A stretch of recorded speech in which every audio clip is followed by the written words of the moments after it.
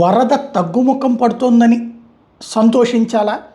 భవిష్యత్తు గురించి ప్రణాళిక చేసుకోవాలా? ఈ విషయంలో చంద్రబాబు గారు చాలా బాధ్యతాయుతమైనటువంటి మాట ఇవాళ మాట్లాడారు. వాస్తవంగా వరద సంబంధించినటువంటి ఇష్యూస్లో నిజాలు మాట్లాడారు. ఇవాళ బాధ్యతాయుతమైన నిజాలు మాట్లాడారు.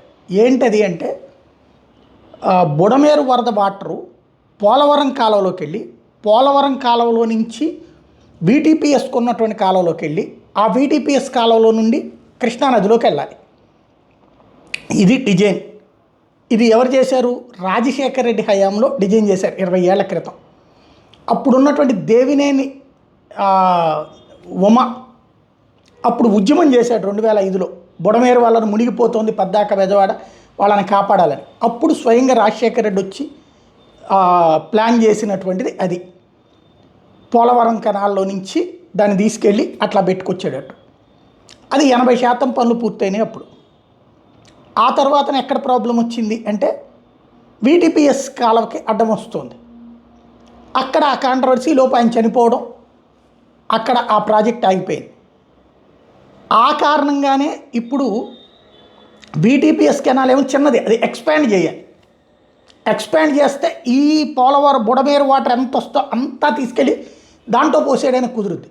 అది ఎక్స్పాండ్ చేయకుండా ఉంటే, సింపుల్గా చెప్పాలంటే, ఎంత ఆహారాన్ని ఎంత నోట్లో పెడితే ఒక్కరో తినగలుగుతాం, కానీ ఒకేసారి లోపలేసేయలేం కదా.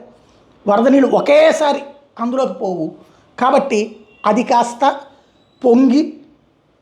పొంగడం కాదు, ఆ ఉబ్బిపోయి కట్టలు తెగిపోయినాయి. అది పలు చోట్ల జరిగినటువంటి అంశం. ఇప్పుడు ఈ నీళ్లు ఎందుకు అటు వెళ్ళలేకపోయినాయి? వాస్తవంగా అదే స్పీడ్లో ఆ నీళ్లు వెళ్ళిపోతే వీటీపీఎస్ కెనాల్లో నుంచి ప్రాబ్లం ఉండేది కాదు.